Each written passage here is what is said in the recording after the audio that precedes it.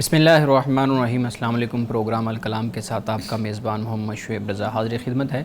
नाज़रीन किराम, प्रोग्राम के पहले हिस्से में हम कुरान करीम की कुछ आयात को समझने की कोशिश करेंगे और दूसरे हिस्से में अपने आहद के नुमाइंदा सियासी, समाजी, मज़हबी मौज़ूआत पर पैदा होने वाले सवालात के जवाबात एक नए नुक्ता नज़र से जानने की कोशिश करेंगे। हस्ब साबिक़ हमारे साथ शेर की गुफ्तगू हैं जनाब मोहम्मद अमानत रसूल साहब। अमानत साहब, बहुत शुक्रिया आपके वक्त का।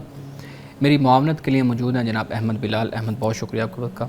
नाज़रीन किराम, आपकी स्क्रीन पे हमारा व्हाट्सएप नंबर आ रहा होगा, आप अपने सवालात उस व्हाट्सएप नंबर पर भेज सकते हैं। हम इंशाल्लाह आपके सवालात को ज़रूर एड्रेस करेंगे। गुज़िश्ता प्रोग्राम में हम सूरह मरियम की कुछ आयात को समझने की कोशिश की थी और आज हमने हज़रत इस्माईल अलैहिस्सलाम का वाक़या जो रुदाद इस सूरह मरियम के अंदर बयान की जा रही है उस पर बात करनी है। मैं जनाब अमानत रसूल साहब से गुजारिश करूँगा अपनी गुफ्तगू का आगाज़ कीजिएगा। बिस्मिल्लाहिर्रहमानिर्रहीम। नाज़रीन किराम, कुरान मजीद में बहुत ही मुख्तसर हज़रत इस्माईल अलैहिस्सलाम का ज़िक्र किया गया है, लेकिन मैं ये चाहता हूँ कि आज एक प्रोग्राम हम हज़रत इस्माईल अलैहिस्सलाम की शख्सियत के हवाले से करें ताकि आप की शख्सियत के जो मुख्तलिफ़ पहलू हैं वो हमारे सामने आ सकें, दीन की खिदमत के हवाले से और वो ज़िम्मेदारी जो अल्लाह ताला ने आपके सुपुर्द की, उस ज़िम्मेदारी को आपने किस तरह निभाया और अदा किया। सबसे पहले मैं ये बात अर्ज़ करता चलूँ कि हज़रत इब्राहीम अलैहिस्सलाम ने अल्लाह की बारगाह में औलाद के लिए, बेटे के लिए दुआ की थी, रब्बी हबली मिनस सालिहीन, कि सालिहीन से मुझे ए अल्लाह औलाद अता फरमा। जिस तरह दीगर अंबिया अलैहिमुस्सलाम की दुआ का ज़िक्र है, जैसे हज़रत ज़करिया अलैहिस्सलाम को अल्लाह सुब्हानहु व तआला ने हज़रत याहया अता फरमाया था, और इसी तरह दीगर अंबिया और रसूल का बयान कुरान मजीद अपने अंदर रखता है और हमें बताता है कि किस तरह अंबिया अलैहिमुस्सलाम ने अल्लाह की बारगाह में दुआ की थी और अल्लाह ने कैसे उनकी दुआ को कबूल किया था। हज़रत इब्राहीम अलैहिस्सलाम ने जब अल्लाह की बारगाह में दुआ की तो अल्लाह सुब्हानहु व तआला फरमाता है कि फ़बश्शरनाहु बिग़ुलामिन हलीम, कि हमने इब्राहीम को बशारत दी एक बेटे की जो हलीम है। हलीम से मुराद जो हिल्म वाला है, बर्दाश्त वाला है, हौसले वाला है, यानी हज़रत इस्माईल अलैहिस्सलाम। जहाँ पे अल्लाह पाक ने ये बशारत दी, उसके बाद ही फिर हज़रत इस्माईल अलैहिस्सलाम की क़ुरबानी का भी ज़िक्र होता है कि जिसका इशारा हज़रत इब्राहीम अलैहिस्सलाम को ख्वाब में किया गया था। तो लिहाजा ये मालूम होता है कि यहाँ पे हज़रत इस्माईल अलैहिस्सलाम ही का ज़िक्र है। हज़रत इस्माईल अलैहिस्सलाम की पैदाइश का और नाम का ज़िक्र हमें तौरात में भी मिलता है और उसका बाब पैदाइश है जहाँ पे हज़रत इस्माईल अलैहिस्सलाम का ज़िक्र है। हज़रत इब्राहीम को तौरात में इब्राम कहा गया और फिर अब्राहम भी कहा गया, और अरबी में कुरान मजीद में और अहादीस रसूल सल्लल्लाहु अलैहि वसल्लम में इब्राहीम ये नाम दिया गया है। हज़रत इब्राहीम अलैहिस्सलाम को अल्लाह सुब्हानहु व तआला ने तौरात के मुताबिक इस्माईल अता फ़रमाया, यानी हाजिरा से, और उस वक्त हज़रत इब्राहीम अलैहिस्सलाम की उम्र 86 बरस थी।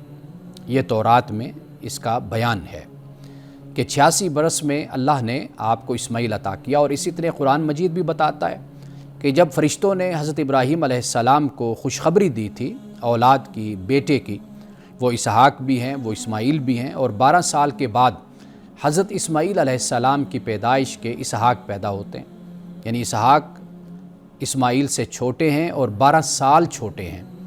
अब वहाँ पर भी जब फ़रिश्तों ने बशारत दी थी, खुशखबरी दी थी, तो हज़रत इब्राहीम अलैहिस्सलाम ने भी यही कहा कि भाई मैं बूढ़ा हूँ, और जो आपकी बेगम थी यानी हज़रत सारा, इसहाक की वालिदा, और हज़रत इस्माईल की वालिदा हाजरा, यानी वो हंस पड़ी थी इस बात पर कि भाई हम तो बांझ हैं, मैं तो बांझ हूँ, तो मुझसे औलाद कैसे होगी।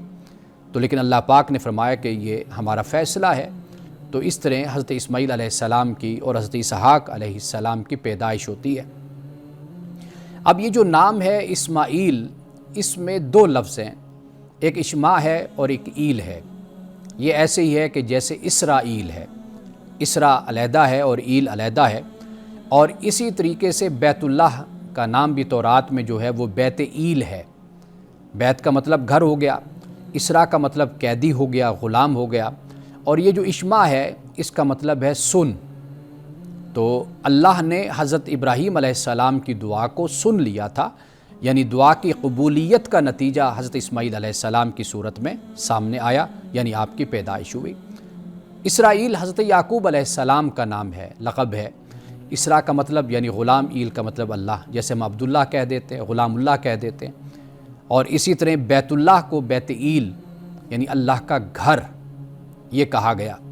تو یہاں پر ہمیں یہ معلوم ہوتا ہے کہ حضرت اسماعیل علیہ السلام کا جو یہ نام اسماعیل رکھا گیا، یہ اصل میں اشمائیل، یعنی اللہ سبحانہ و تعالیٰ نے حضرت ابراہیم علیہ السلام کی درخواست کو قبول کیا اور آپ کو پھر یہ بیٹا اسماعیل آپ کو عطا کیا۔ تورات میں بھی یہی نام ہے، اور اسی طرح قرآن مجید میں بھی جیسے سورۃ مریم میں یہی نام موجود ہے۔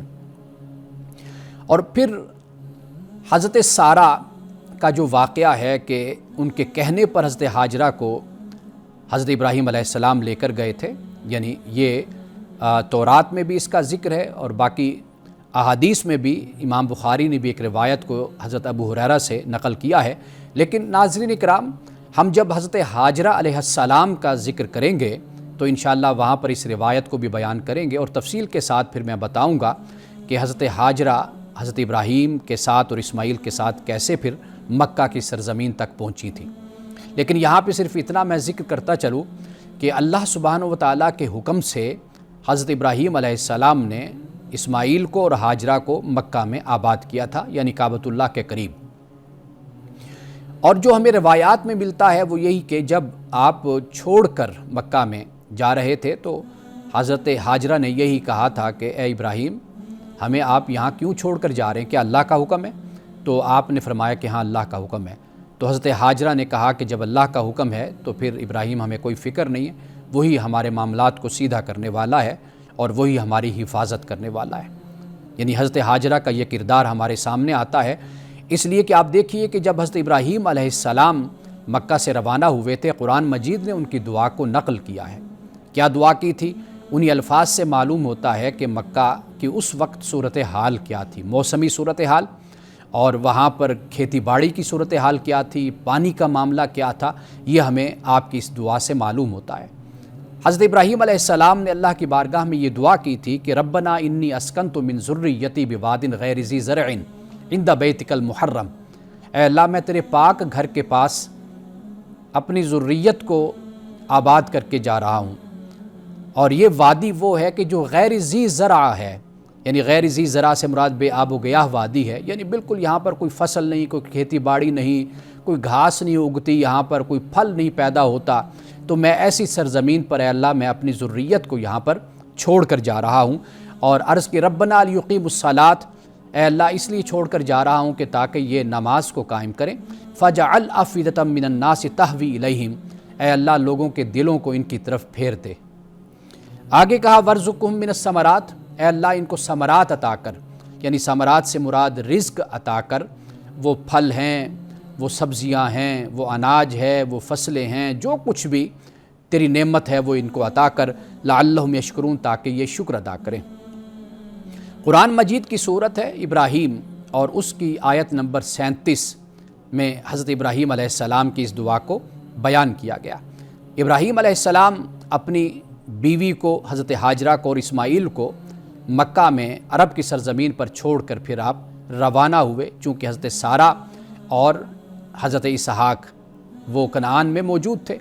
اب اس کے بعد قرآن پاک یہ بیان کرتا ہے کہ جب وہاں پر روایات یہ بیان کرتی جب وقت وہاں پر گزرا، اب آب زمزم کا جو مسئلہ ہے، آب زمزم کا جو پس منظر ہے وہ یہی ہے کہ حضرت اسماعیل علیہ السلام کے جو پانی کی پیاس سے رونے لگے تھے اور شدت سے ان کو پیاس لگی، تو حضرت ہاجرہ ماں ہونے کے ناطے بڑی بے چین اور مضطرب اور بے قرار ہوئی، اور آپ پھر دوڑی، آپ کبھی صفا کی پہاڑی پر چڑھ جاتی چٹان پر، اور کبھی مروہ، اور وہاں پر چڑھ کر یعنی دیکھتی ادھر ادھر کے کہیں سے کوئی پانی مل جائے۔ لیکن جب آپ دوڑ دوڑ کر 7 چکر آپ نے لگائے، اور جب آپ پھر واپس آئیں تو آپ نے دیکھا کہ اسماعیل علیہ السلام جہاں پر لیٹے ہوئے ہیں وہاں پر ایک چشمہ جاری ہو چکا ہے جسے آب زمزم کہا جاتا ہے۔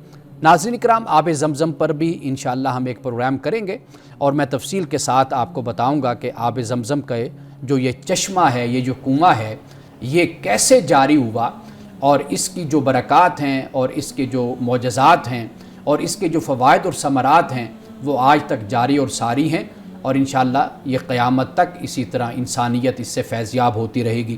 اب اس کے بعد حضرت اسماعیل علیہ السلام جب کچھ جوان ہوتے ہیں، قرآن پاک اس کو بیان کرتا ہے کہ فلما بالغ معه السعی، یعنی یہاں سے وہ جو قربانی کا مسئلہ ہے وہ یہاں پر بیان ہوتا ہے۔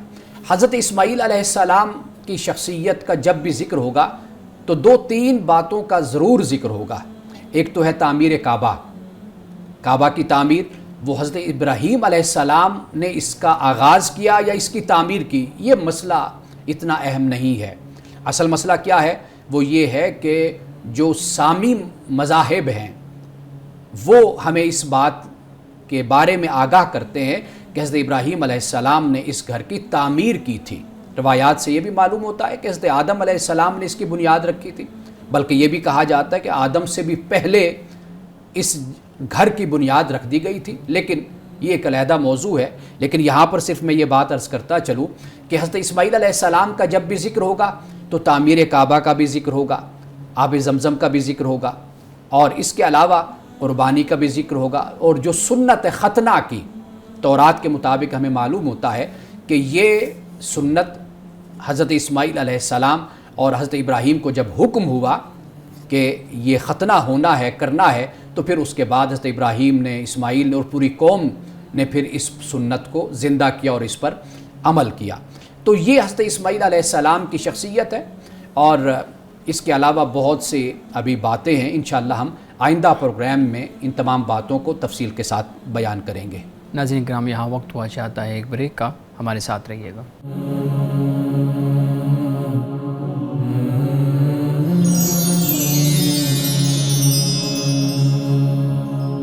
پروگرام میں خوش آمدید۔ امان صاحب، حضرت اسماعیل علیہ السلام کا ذکر آپ نے کیا، اور واقعی قرآن کریم میں بہت کم آیات ہیں جو حضرت اسماعیل علیہ السلام کے اس شخصیت کو بیان کرتی ہیں۔ سب سے پہلے جو سوال میں آپ کے سامنے رکھوں گا وہ خاص حضرت اسماعیل علیہ السلام سے متعلق نہیں ہے، لیکن ہم دیکھتے ہیں کہ حضرت زکریا کی جب ان کی دعا کا ذکر آتا ہے، پھر حضرت ابراہیم علیہ السلام کی دعا کا ذکر آتا ہے، اسی طریقے سے تو ہمیں ایک چیز نظر آتی ہے کہ ادھر بھی بیٹا عطا کیا گیا، ادھر بھی بیٹا عطا کیا گیا۔ تو آپ پہلے تو یہ بتائیے گا کہ کیا انبیاء نے، ان دونوں انبیاء نے اپنی دعا کے اندر بیٹے کا ذکر کیا تھا یا صرف اولاد کا ذکر کیا تھا؟ اور دوسرا، اگر دونوں کو بیٹے ہی عطا کیے گئے ہیں تو ایک نظریہ جو آج کل لوگوں کے سامنے آتا ہے وہ کہتے ہیں کہ پھر مذاہب کی طرف سے جو بیٹا ہے، یعنی جو میل جینڈر ہے، اس کی پریورٹی جو ہے نا وہ ثابت ہوتی ہے، جبکہ فیمیل جینڈر کی جو ہے نا انفیریٹی ثابت ہوتی ہے۔ تو کیا مذاہب کہیں اس تقسیم کو بیان کرتے ہیں؟ یہ پہلی بات تو یہ کہ حضرت مریم علیہ السلام کی والدہ نے دعا کی تھی تو آپ مریم کی پیدائش ہوئی تھی۔ اچھا، اس دعا میں جینڈر کا ذکر نہیں تھا؟ نہیں، وہاں پر بھی بیٹا، وہ اس لیے کہ عام طور پر وہ جو کاہن تھے یا یروشلم جسے ہم کہتے ہیں کہ جو بیت المقدس ہے، اس کے لیے، اس کے نظام کے لیے ہمیشہ مرد ہی ہوتے تھے، یعنی وہاں کا سماج ایسا تھا، مرد ہی خاص ہوتے تھے، اور پھر وہ جو ماحول ہوتا تھا اس میں مرد ہی اس ذمہ داری کو نبھا سکتا تھا۔ اسی طرح اگر بیٹا انبیاء علیہ السلام نے مانگا تو وہ بیٹا مانگنے کی وجہ یہی تھی کہ وہ پیغمبر خود مرد ہیں، وہ اس لیے آگے کہ بھئی نبوت اور رسالت کی جو ذمہ داری ہے اس ماحول میں وہ بیٹا بہتر طریقے سے نبھا سکتا ہے، چونکہ عملی زندگی سے متعلق چیزیں ہیں نا کہ مرد نے مردوں سے معاملات لوگوں سے کرنے ہیں۔ اور آپ یہ دیکھیے نا کہ انبیاء علیہ السلام کی اور رسول کی جو زندگی ہے وہ کتنی کٹھن ہے، کتنی پر مشقت ہے اور صعوبتوں سے بھری ہوئی زندگی ہے۔ حضور علیہ السلام کی حیات مبارکہ دیکھ لیں، خود حضرت ابراہیم علیہ السلام کی زندگی کو آپ دیکھ لیں تو وہاں ہمیں یہ معلوم ہوتا ہے کہ اس کے لیے ان حالات میں لڑکا ہی، مرد ہی بہتر تھا کہ وہ ان ذمہ داریوں کو بہترین طریقے سے نبھا سکتا تھا۔ اب یہ دیکھیے کہ عرب میں اب جو مال اور بیٹے، ان کو قوت کا ذریعہ سمجھے جاتے تھے، الکان ذا مال و بنین، مال اور بیٹا، وہ کیوں؟ اس لیے کہ جنگیں لڑنی ہیں، کاروبار کے لیے جانا ہے، صحراؤں سے، جنگلوں سے، ویرانوں سے گزر کر جانا ہے، وہاں پر انسانی جان کا بھی خطرہ ہے. یہاں تک کہ حضور صلی اللہ علیہ وسلم کے جو دادا تھے، بزرگ تھے، آپ اگر ان کے بارے میں پڑھیں تو وہ گھر چھوڑ کر جب چلے گئے تو کئی سالوں کے بعد جا کر گھر والوں تک اطلاع آئی کہ بھئی وہ تو فوت ہو گئے. اچھا. اور وہ کاروبار کے لیے فلسطین کی طرف انہوں نے جانا تھا اور راستے میں انہوں نے شادی کی اور شادی کے بعد وہ پھر ان کا انتقال ہو گیا. اب اگر آپ اس طرح کے بہت سے واقعات اور بہت سی شخصیات آپ دیکھیں گے تو وہاں پر پھر مرد کا جو کردار ہے نا وہ پھر سامنے اس طرح آتا ہے کہ وہ جنگجو ہے، وہ بہادر ہے، وہ لڑ رہا ہے، جاتا ہے، حالات کا مقابلہ کرتا ہے. تو ہم اصل میں ہمیشہ ایک بات کہا کرتا ہوں کہ ہم ذمہ داریوں پر نظر نہیں ڈالتے کہ اس کے ساتھ جو مشقتیں اور مصیبتیں آتی ہیں تو ہم یہ چیز دیکھتے ہیں کہ بھئی اس میں کوئی اس میں فرق کیا گیا مرد اور عورت میں، تو لہٰذا مرد کو یہ مرتبہ دیا کہ بھئی وہ مرد کو اگر یہ دیا گیا تو اس کے ساتھ جو اس کی مشقتیں اور مشکلات اور محنتیں آتی ہیں، ذمہ داریاں آتی ہیں، اس پر بھی تو نظر ڈالنی چاہیے. بالکل. اصل میں یہ آج کل کے دور میں جیسے ہی جو فیمنزم کی جو موومنٹس ہیں وہ بہت زیادہ ہمارے سامنے آ رہی ہیں اور خاص طور پہ دنیا کے بہت سے علاقوں میں تو بہت دیر سے چل رہی ہیں، ہمارے ہاں آج کل آ رہی ہیں، اس وجہ سے ہوتا ہے. اچھا ایک اور چیز میں اسی سے متعلق پوچھوں گا. یہ تو ہمیں سمجھ آ گئی کہ چونکہ وہاں کی معاشرت، وہاں کا سماج ایسا تھا کہ مردوں نے یہ کام کرنے ہوتے تھے تو اس وہاں کا تمدن ایسا تھا.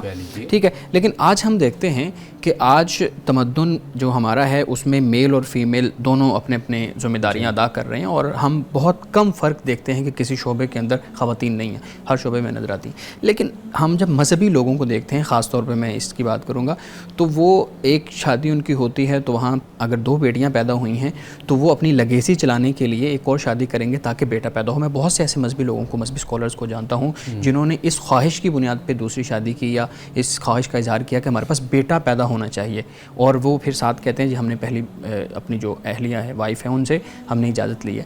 تو یہاں سے بھی پھر میرے خیال میں کم از کم تھوڑی سی فیل تو یہ آتی ہے کہ شاید بیٹے کو اہمیت دی جا رہی ہے اور بیٹیوں کو اہمیت نہیں دی جا رہی. دیکھیے پہلی بات تو یہ ہے کہ ہر کسی کا اپنا ماحول ہوتا ہے اور اس ماحول کے مطابق وہ کوئی قدم اٹھاتا ہے، فیصلہ کرتا ہے. ورنہ ایسا نہیں ہے کہ بہت سے لوگ ہیں کہ مذہبی ہیں لیکن انہوں نے اپنی خواتین کو بھی اپنے مشن میں، اپنے کام میں اپنے ساتھ شامل کیا ہوا ہے. اگرچہ وہ ان کا ایک پردے کا اپنا تصور ہے، اس کے مطابق وہ خواتین کو، اپنے بہنوں، بیٹیوں کو اور بیویوں کو ساتھ لے کر چلتے ہیں. مثال کے طور پر سید مودودی رحمۃ اللہ علیہ کو آپ دیکھ لیں، ان کی بیگم جو ہیں وہ ساری زندگی درس دیتی رہی ہیں خواتین کو، اور اسی طرح ان کی بیٹیاں بھی شریک رہی ہیں، اور ایک بیٹی خاص طور پر وہ تو اس کا حصہ بھی بنی ہے. تو اس کے علاوہ دیگر علماء کرام کو آپ دیکھ لیجئے، وہ ہے. لیکن چونکہ ہمارا سماج کچھ اس طرح کا ہے کہ جس میں مرد زیادہ آگے بڑھتا ہے اور اس کو زیادہ رکھ رکھاؤ کی ضرورت نہیں ہوتی، زیادہ اپنے آپ کو سنبھالنے کی اس حوالے سے جس طرح ایک خاتون اپنا لباس اور اپنا یہ سارا کچھ اس کے معاملات ہوتے ہیں، اس میں ذرا مشقت اور مشکل پیش آتی ہے. تو ورنہ ایسا بھی نہیں ہے. سیاست میں آپ دیکھ لیجئے کہ ہمارے علماء اور مذہبی لوگوں کی ہی بیٹیاں، بہنیں اور بیویاں اپنا کردار بھی ادا کر رہی ہیں. تو یہ معاملات، باقی یہ بات یاد رکھیے کہ جو تمدن اور جو ماحول میں تبدیلیاں آتی رہتی ہیں نا، اس کو پھر قبول کرنا ہر کسی کی مجبوری بن جاتی ہے. لیکن اس کے لیے پھر وہ ایک اپنی حدود اور اخلاقیات کو پھر وہ وضع کرتا ہے، وہ بنا لیتے ہیں. مثال کے طور پر آپ دیکھیے کہ ہمارے یہی علماء تھے کہ جنہوں نے بڑے بڑے فتوے بھی دیے. آواز کا بھی پردہ کہا، چہرے کا بھی پردہ کہا، باہر نہیں جا سکتے، ہاتھ اور پاؤں کا بھی پردہ، سب کچھ یہ فتاوا موجود ہیں. لیکن اب آپ دیکھیے کہ وقت کے ساتھ ساتھ خود ہی ان علماء نے، ہمارے مذہبی لوگوں نے فتاوا جو ہیں وہ ایک طرف رکھ کر نئی ان چیزوں کو ایکسیپٹ کیا ہے. ہاں، ایکسیپٹ بھی کیا اور اس کی ایک نئی تشکیل بھی سامنے رکھی ہے. تو میرا خیال ہے کہ کچھ چیزیں ایسی ہیں کہ وہ دانش مندی کے ساتھ قبول کر کے ان کو حل کر لیا جائے، یہ بھی بہتر طریقہ ہے. یا پھر یہ ہے کہ وقت اور زمانہ جو ان سے ہے وہ پھر اپنے آپ کا رنگ تو دکھاتا ہے، پھر آپ اس کے تقاضوں پر آپ کو چلنا ہوتا ہے، وہ مجبوراً پھر اس بات کو چلنا پڑتا ہے. امان صاحب، آپ نے حضرت عبد المطلب کا ذکر کیا، رسول اللہ صلی اللہ علیہ وسلم کے دادا کا، کہ اتنی دیر بعد معلوم ہوا کہ ان کی وفات ہو گئی ہے.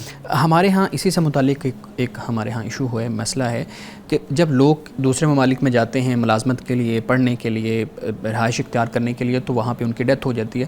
تو ہمارے ہاں اس کو سمجھایا جاتا ہے کہ اب اس کی ڈیڈ باڈی اپنے ملک آئے گی, یہاں پہ اس کی تدفین ہوگی, بہن بھائی سارے اس میں شریک ہوں گے. تو آپ بتائیے گا کہ ہم جب اوائل اسلام میں دیکھتے ہیں تو ہمیں اس طرح کی کوئی روایت نظر نہیں آتی جس کی جہاں وفات ہوئی اس کو وہاں پہ دفنا دیا جاتا ہے. لیکن آج کل پچھلے دنوں ہمارے بھی ایک ریلیٹیو میں اس طرح کا معاملہ ہوا, تو وہ سعودیہ سے پھر ڈیڈ باڈی یہاں پہ آئی, ساری فیملی یہاں پہ تھی تو وہ دفنایا گیا. یہ کوئی مذہبی ضرورت ہے, مذہبی فریضہ ہے, مذہب اس چیز کی طرف تلقین کرتا ہے یا یہ ہمارے سماج کا حصہ ہے؟ دیکھیے, پہلے تو میں یہ عرض کر دوں کہ یہ حضرت عبد المطلب نہیں ہے جی, یہ ایک اور آپ رسول اللہ صلی اللہ علیہ وسلم سے ان کا تعلق ہے. ہم کسی اور پروگرام میں اس کو بیان بھی کر دیں گے تفصیل کے ساتھ اس نقطے کو. تو دوسری بات جو آپ نے کہی ہے, دیکھیے یہ کوئی فریضہ نہیں ہے مذہبی, یہ صرف ایک جذباتی تعلق ہوتا ہے. اگر ہم احادیث کو دیکھتے ہیں تو اس کی روشنی میں تو ہمیں اسی بات کی تعلیم ملتی ہے کہ انسان کا جب انتقال ہوتا ہے, وفات ہوتی ہے, تو سب سے بہتر طریقہ یہی ہوتا ہے کہ اس کو جتنی جلدی ہو سکے جہاں اس کی روح چلی گئی اس کے جسم کو بھی پہنچا دیا جانا چاہیے, دفنا دیا جانا چاہیے. اسی کی تلقین ہے. ہمارے ہاں چونکہ جذباتی تعلق ہوتا ہے انسان کا, باپ فوت ہو گیا تو اولاد ہے, بیٹی ہے, بیٹا ہے, وہ باہر سے انہوں نے آنا ہے, چہرہ دکھانا یا دیکھنا بھی کوئی لازم اور فرض نہیں ہے. یہ بس ایک جذباتی یا ایک رسم کے طور پر آپ کہہ لیجئے کہ ہمارے ہاں یہ طریقہ اختیار کیا جاتا ہے. باقی اگر ہم شریعت کو دیکھتے ہیں اور رسول اللہ صلی اللہ علیہ وسلم کی احادیث کو ہم دیکھتے ہیں تو وہاں سے ہمیں یہی تعلیم ملتی ہے کہ جتنا جلدی ہو سکے اس کو سپرد خاک کر دینا چاہیے. ناظرین کرام, یہاں وقت ہوا چاہتا ہے ایک بریک کا, ہمارے ساتھ رہیے گا.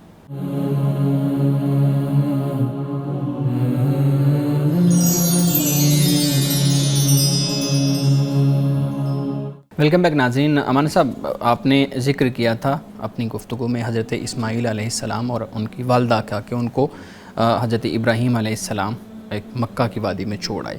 اب جو آپ نے ذکر کیا اس میں اسی سے متعلق کچھ پوچھنا چاہوں گا کہ حضرت سارہ, حضرت ہاجرہ, ان کا ہمارے ہاں بیان کیا جاتا ہے کہ وہ ایک جذباتی تعلق تھا, اس کی وجہ سے دل کے اندر کچھ چیزیں پیدا ہوئیں کہ شاید اب زیادہ محبت اور زیادہ عقیدت یا زیادہ جو ہے نا وہ توجہ اس طرف ہے, تو اس وجہ سے انہوں نے حضرت ابراہیم کو کہا کہ ان کو یہاں سے کسی اور جگہ چھوڑ آئیں, اور پھر حضرت ابراہیم علیہ السلام مجبوراً اس کو پھر ہمارے آج کے معاشرے کے سماج کے مطابق جوڑا جاتا ہے کہ جب کسی شخص کی 2 بیویاں ہوتی ہیں تو پھر وہ کس طریقے سے ان چیزوں کو جو ہے نا وہ کرتا ہے, لیکن وہ تو پیغمبر ہے, ان کی شخصیت تو اور طرح کی ہے. تو اس پہ آپ توجہ دلائیے گا, کیا واقعی اس انسیڈنٹ کی, اس واقعے کی کوئی تاریخی حیثیت ہے یا صرف ایسے ہی روایات میں ہمیں ملتا ہے؟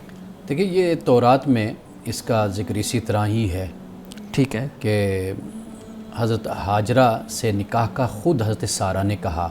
جی, اولاد پیدا نہیں ہو رہی تھی تو یہ لونڈی تھی ان کے پاس تورات کے مطابق, تو حضرت سارہ نے یہ کہا کہ بھئی آپ ان سے نکاح کر لیں. تو ان سے نکاح کیا تو پھر وہ حضرت اسماعیل یعنی وہ پریگننٹ ہو گئی.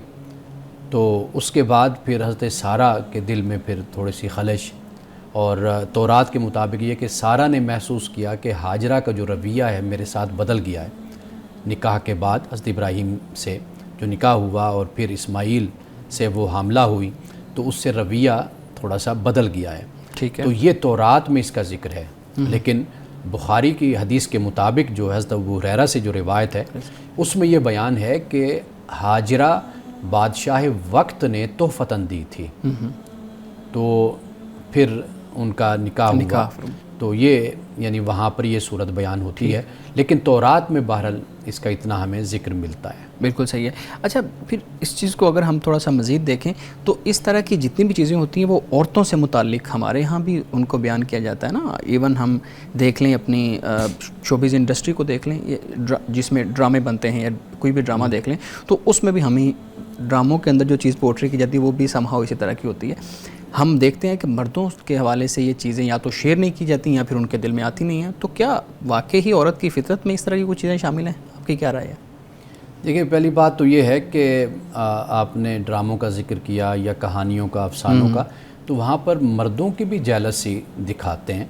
یعنی مثال کے طور پر کاروبار کے حوالے سے ان کا باہمی رقابت جو ہوتی ہے وہ نظر آتی ہے. سیاست کو آپ دیکھ لیجئے, ہماری سیاست آپ کے سامنے ہے کہ اس میں دیکھ لیجئے کتنی رقابت اور کتنا حسد اور کتنی دشمنی ہے. وہ عورتوں کی تو نہیں ہے, وہ تو مردوں کی ہے. اسی طرح آپ مذہبی طبقے کے اندر دیکھ لیں, فرقہ وارانہ طور پر آپ دیکھ لیں, علماء کا باہمی جو مقابلے بازی، مناظرے اور ایک دوسرے پر تہمتیں اور الزام، اس کی واضح بات ہے کہ بنیاد حسد ہی ہوتی ہے۔ تو ایسی بات نہیں ہے کہ صرف ایک طرف یہ معاملہ ہے، یہ انسان کا ہی آپ کہہ لیجئے کہ یہ معاملہ ہے، چاہے وہ مرد ہے یا عورت۔ عورت اپنے آپ کو چونکہ معاشرے میں ہمارے انسیکیور خیال کرتی ہے کہ خامند ہے تو وہ باہر جاتا ہے یا اس کے تعلقات یا ملنا جلنا، تو شاید اس بنیاد پر کوئی انسیکیورٹی میں یہ جذبات زیادہ غالب ہو جاتے ہیں۔ لیکن اصل جو ہے یہ تو انسان کی فطرت ہے کہ وہ، آپ دیکھ لیجئے کہ حابیل اور قابیل کا جو آپس میں تعلق ہے، اور قرآن پاک نے اس کو بیان کیا ہے، اور حسد ہی تھا وہ اس کی بنیاد۔ سورۃ المائدہ میں آپ دیکھ لیجئے نا کہ حابیل اور قابیل کے واقعہ کا بیان ہوتا ہے، تو وہاں پر وہ دونوں مرد ہی ہیں نا، ان میں حسد پیدا ہوا۔ تو یہ حسد ایسی چیز ہے کہ جو صرف عورتوں کے لیے خاص نہیں ہے، یہ مردوں میں بھی پائی جاتی ہے۔ بالکل صحیح ہے۔ آخری سوال اسی سے متعلق ایک اور بھی سب سے پیدا ہوتا ہے جس کا ذکر بھی آپ نے کیا، جو انسیکیورٹی ہے فیملی لائف کے اندر، وہ بہت زیادہ پھر معاملات خراب کرتی ہے، اور ہم دیکھتے بھی ہیں کہ آج کل کا جو ٹائم پیریڈ ہے، موبائل ہے، انٹرنیٹ ہے، یہ چیزیں ہیں، اس وجہ سے پھر بہت زیادہ فیملیز جو ہے نا وہ ٹوٹ بھی رہی ہیں۔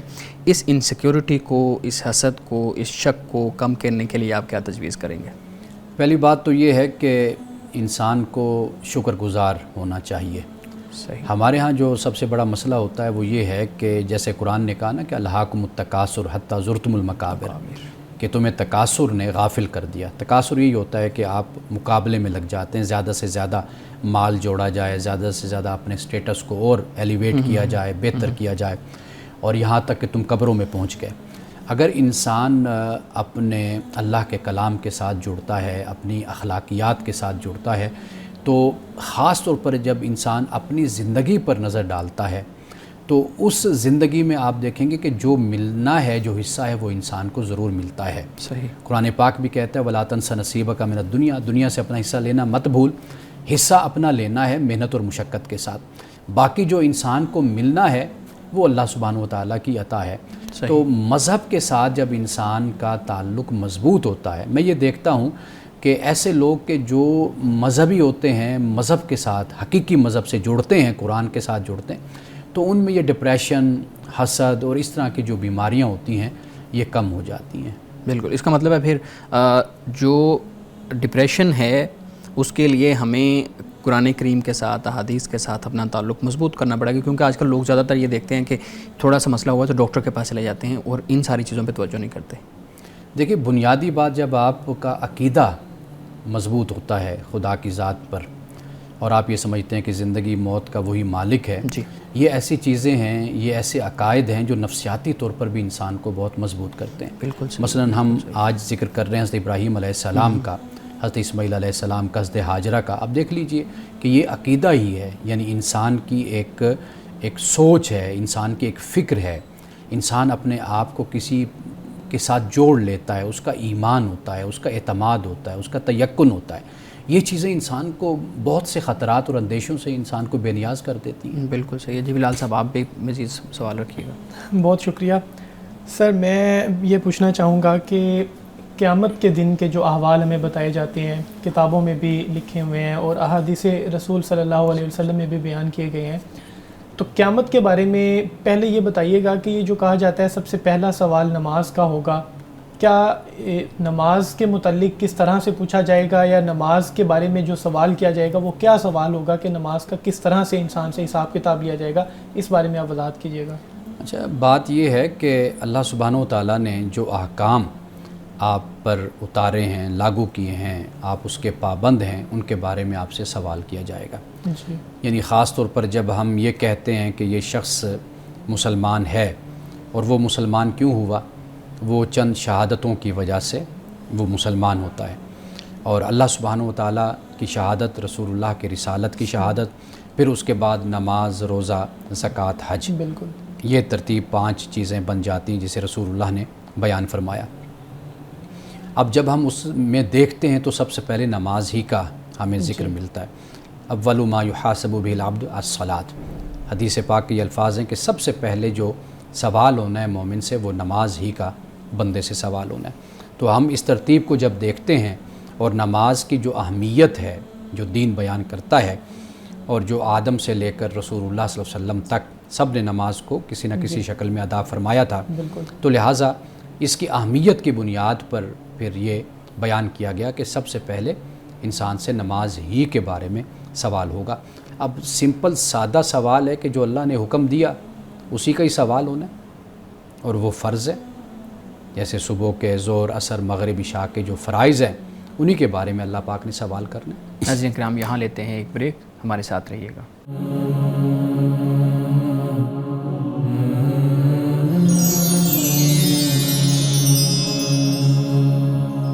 ویلکم بیک ناظرین۔ جی بلال صاحب، آپ سوال کر رہے تھے۔ سر آپ نے بریک سے پہلے بتایا قیامت میں نماز جی کے متعلق جو سوال ہوگا، مجھے یہ بتائیے گا کہ یہ جو بغیر حساب کتاب کے جنت میں جانے کا کہا گیا ہے، اس کی وضاحت کریں کہ بغیر حساب کتاب سے مراد یہ ہے کہ اللہ تبارک و تعالیٰ نے جو حساب و کتاب کا معاملہ، جزا و سزا کا جو معاملہ ہے، وہ اس کے بغیر ہی اس کو جنت میں بھیج دیا جائے گا؟ یا اسی طرح سوال یہ پیدا ہوتا ہے کہ اگر جنت میں بغیر حساب کتاب کے بھیجا جائے گا تو کیا جہنم میں بھی بغیر حساب کتاب کے کچھ لوگوں کو بھیج دیا جائے گا؟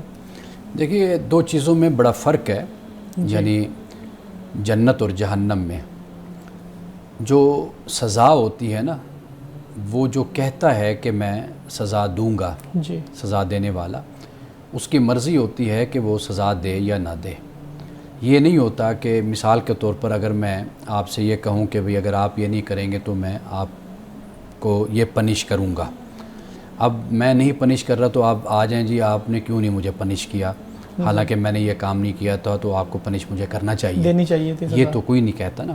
لیکن اگر میں آپ سے یہ کہتا ہوں کہ بھئی اگر آپ یہ کام کریں گے تو میں آپ کو 1000 روپے انعام دوں گا، آپ وہ کام کر دیتے ہیں، کمپلیش ہو جاتا ہے، تو آپ میرے پاس پھر آئیں گے، آپ کہیں جی اب میں نے یہ کر دیا، مجھے آپ 1000 دیں، تو 1000 پر تو تقاضا آپ کریں گے، جی، تو لیکن سزا پر تو آپ نہیں تقاضا کریں گے نا، سزا تو میری مرضی ہے کہ ٹھیک ہے میں نے کہا تو ہے آپ کو کہ اگر آپ یہ نہیں کریں گے تو میں سزا دوں گا، لیکن میری مرضی سزا دوں نہ دوں، لیکن انعام جو ان سا ہوتا ہے نا اس پر تقاضا ہمیشہ کیا جاتا ہے۔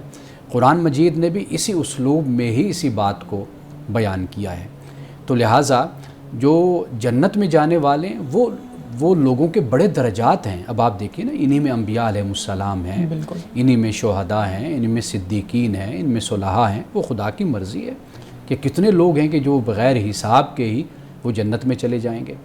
بہت سے اللہ کے بندے ایسے ہوں گے کہ جن کے اعمال، نیکی کے اعمال بہت زیادہ ہوں گے، اگر ان کے کچھ معصیت ہوگی یا خطا، آپ اس کو کہہ لیجئے، بہتر لفظ خطا ہی ہے، جی، وہ ہوگی تو وہ ایسے ہوں گے کہ وہ ان نیکیوں کے سامنے ان کی کوئی حیثیت ہی نہیں ہوگی۔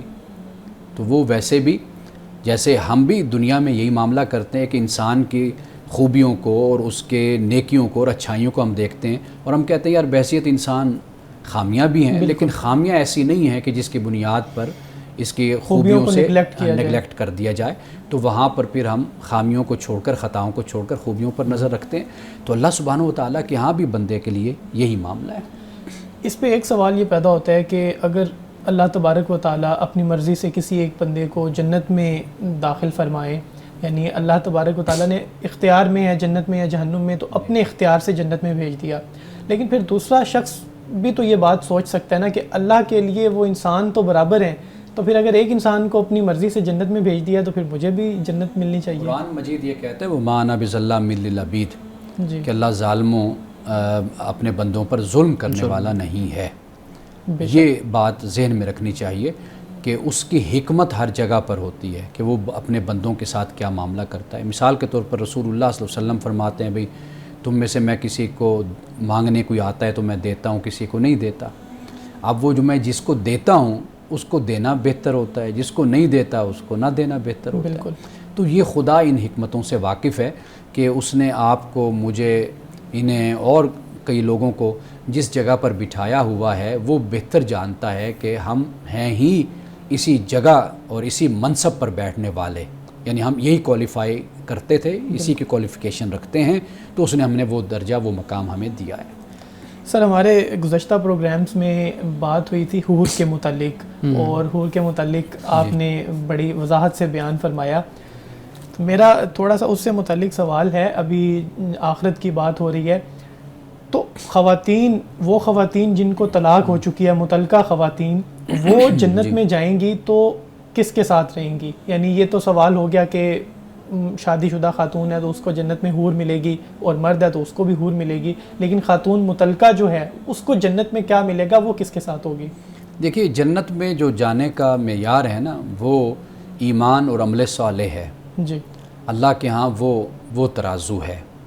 یہ نہیں ہے کہ بھئی اس نے پی ایچ ڈی کی ہوئی ہے تو جنت میں کون پی ایچ ڈی والا ہے تو اس کے پاس اس کے نکاح میں چلی جائے وہ، کیونکہ اس کی تعلیم پی ایچ ڈی ہے. ٹھیک ہے نا. یہ دنیا کے معیار ہیں جو ہم نے قائم کیے ہوئے ہیں کہ یہ طلاق یافتہ ہے تو یہ طلاق یافتہ نہیں ہے، یہ شادی شدہ ہے یہ شادی شدہ نہیں ہے. اللہ کے ہاں جو اصل معیار ہے وہ ایمان اور عمل صالح ہے. اس بنیاد پر فیصلہ ہوگا. اب حضرت آسیہ کو آپ دیکھ لیں. جی. اب وہ بھی تو جنت میں ہوں گی نا. بالکل. اب فرعون جو ان سے وہ جہنم میں. آسیہ کا معیار کیا ہے؟ وہ ایمان اور عمل صالح ہے. اس بنیاد پر اللہ تعالیٰ انہیں وہاں پر وہ مقام اور درجہ عطا کرے گا.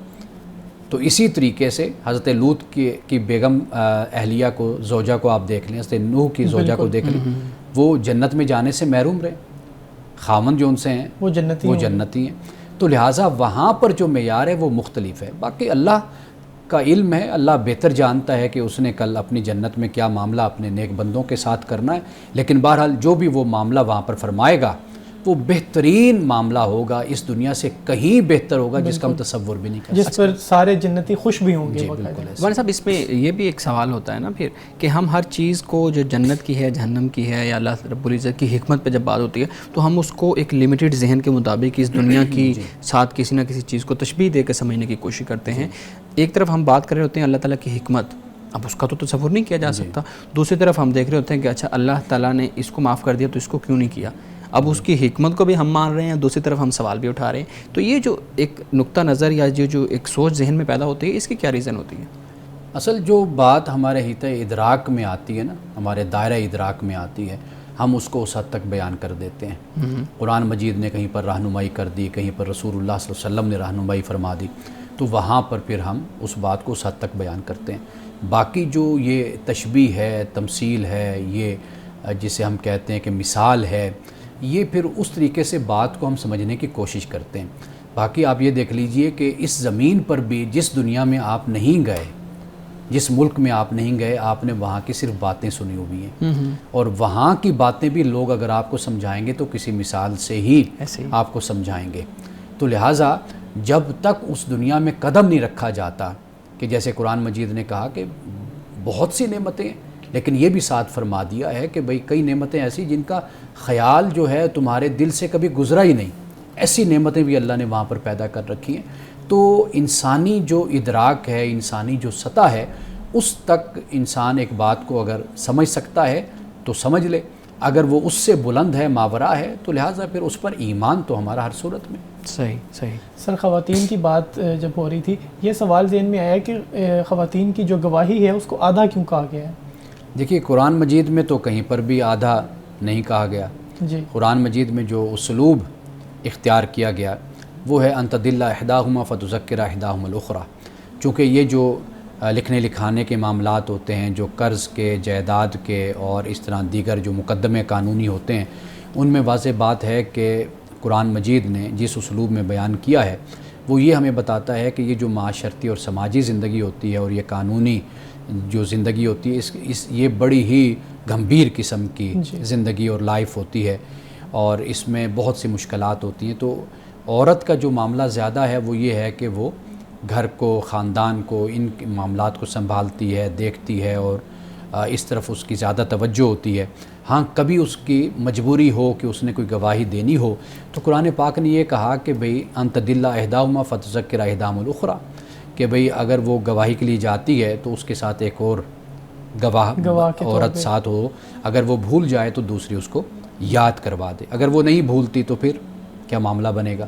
تو واضح بات ہے کہ یہ ایسے ہی ہوتا ہے کہ جیسے ہم ایک فیلڈ کے یا ایک پیشے کے یا ایک کام کے ماہر نہیں ہوتے تو ہم اپنے ساتھ ایک ہیلپر، ایک اسسٹنٹ رکھتے ہیں. تو اگر ہم وہ کام کر لیں تو فابیہا بہت اچھی بات ہے. اگر وہ ہم سے نہیں ہو پاتا، کچھ اس میں غلطی ہو جاتی ہے، تو جو ہمارے ساتھ اسسٹنٹ ہوتا ہے وہ پھر ہماری اس معاملے میں ہیلپ کر دیتا ہے. تو قرآن نے تو صرف اتنی بات بیان کی ہے. جی ہمارے صاحب آج کی حدیث مبارکہ بیان کیجیے گا. آج کی حدیث صحیح البخاری سے لی گئی ہے اور حدیث نمبر ہے 312۔ رسول اللہ صلی اللہ علیہ وسلم نے فرمایا کہ قیدی کو رہائی دو، یعنی جو قیدی ہیں ان کو رہا کرو، بھوکے کو کھانا کھلاؤ، اور بیماروں کی عیادت کیا کرو، یعنی بیمار پرسی کیا کرو۔ یہ 3 باتیں حضرت ابو موسیٰ فرماتے ہیں کہ رسول اللہ نے فرمائی۔ پہلی بات یعنی وہ جو وقت تھا غلامی کا اور لوگوں کو قید کرنے کا جنگ کے بعد، تو فرمایا کہ قیدیوں کو رہائی دو، اس کا بڑا اجر اور بڑا ثواب ہے۔ دوسری بات فرمائی، چونکہ وہاں پر مفلسی تھی اور مہاجرین تھے مدینہ میں، تو رسول اللہ نے فرمایا کھانا کھلایا کرو، اطعموا الطعام۔ اور جو آگے بات فرمائی وہ فرمایا کہ بیماروں کی عیادت کیا کرو۔ کیوں؟ اس سے محبت ایک دوسرے کے ساتھ بڑھتی ہے، انسان ایک دوسرے کے احوال سے باخبر ہوتا ہے، زمین پر بھی اس کی بڑی برکتیں ہیں اور اس کا بڑا اجر اور بڑا ثواب خدا کے ہاں بھی ہے۔ ناظرین کرام، اس دعا کے ساتھ اپنے پروگرام کا اختتام کریں گے۔ اللہ رب العزت حسن کلام اور تاثیر کلام عطا فرمائے، ہماری زبان کے گروں کو کھول دے اور سننے والوں تک خیر کا پیغام پہنچے۔ اجازت دیجیے، خدا حافظ۔